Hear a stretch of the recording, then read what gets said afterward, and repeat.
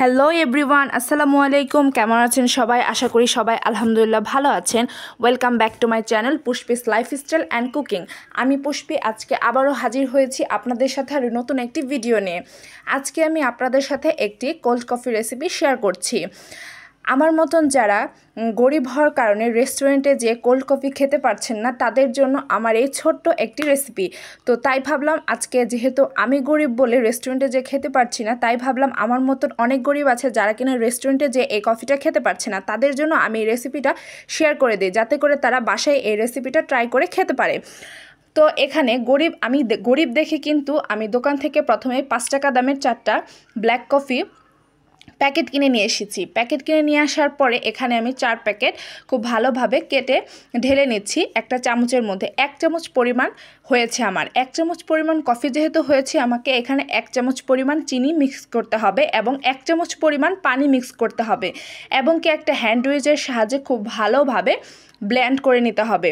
আপনারা যদি এই কফি বানানোর সময় কফির পরিমাপটা খুব ঠিক মতন নিতে পারেন, তাহলে কিন্তু আপনাদের কফির স্মুথটা অনেক ভালো হবে। তো দেখেন, আমি যেহেতু 1 চামচ পরিমাণ নিয়েছি কফি, 1 চামচ পরিমাণ চিনি এবং 1 চামচ পরিমাণ পানি নিয়েছি, কত সুন্দর কফি ব্লেন্ড হয়ে গিয়েছে। দেখছেন কত সুন্দর স্মুথ হয়েছে। আপনারা যদি এখানে 2 চামচ পরিমাণ কফি নেন এবং 2 চামচ পরিমাণ চিনি নিতে হবে এবং 2 চামচ পরিমাণই পানি নিতে হবে, তাহলে কিন্তু আপনাদেরও এরকম খুব সুন্দর একটা স্মুথ কফি রেডি হয়ে যাবে। তো আমি কখনোই আগে এভাবে ভালোভাবে কফি বানাতে পারিনি। তো এরপর আমি গরিব বলে আমার কাছে কফি খাওয়ার মতন কোনো মগ বা গ্লাস ছিল না, তাই ভাবলাম বাসার ভেতরে যে আমরা যেই গ্লাসগুলোতে কোক সার্ভ করে থাকি, ওই গ্লাসগুলোর মধ্যে আজকে কফিও সার্ভ করব। তো ওই গ্লাস প্রথমে বের করে নিয়েছি। বের করে নেওয়ার পর খুব সুন্দর করে 5 টাকা দামের একটা ডেইরি মিল্ক আমার ঘরে ছিল, সেটাকে ব্লেন্ড করে নিয়েছি, মানে মেল্ট করে নিয়েছি। সরি, আমি বলতে ভুল করে ফেলেছি। আপনারা প্লিজ আমার কথাগুলোকে ক্ষমা দৃষ্টিতে দেখবেন। এরপর আমি 2টা গ্লাসের মধ্যেই কফিটাকে দিয়ে নিয়েছি।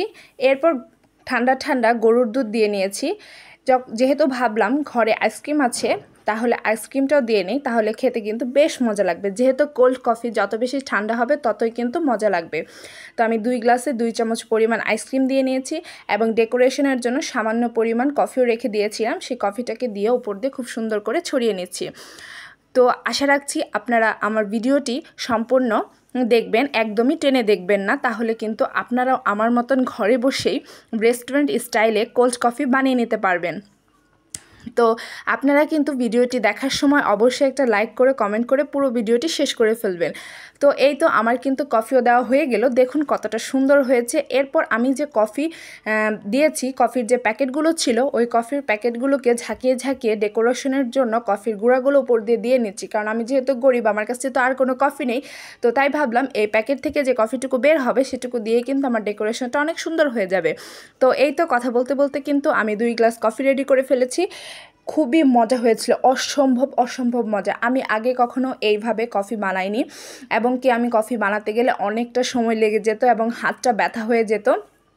তো আমি আশা রাখছি যে আপনারা যদি আমার রেসিপিটা ফলো করে কফি, চিনি এবং পানির পরিমাপটা সবসময় ঠিক রাখেন, অবশ্যই আপনাদের কফিও আমার মতন খুবই তাড়াতাড়ি আপনারা বানিয়ে ফেলতে পারবেন এবং যখন মন চাবে তখনই আপনারা খেয়ে ফেলতে পারবেন।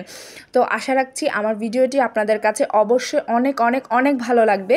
তো আপনারা প্লিজ আমাকে সাপোর্ট করবেন, আমাকে সাপোর্ট করে পাশেই থাকবেন। ভালো থাকবেন, সুস্থ থাকবেন, আর আমার রেসিপিটি কেমন হয়েছে অবশ্যই কমেন্ট করে জানাবেন। সবাইকে থ্যাংক ইউ। আল্লাহ হাফেজ।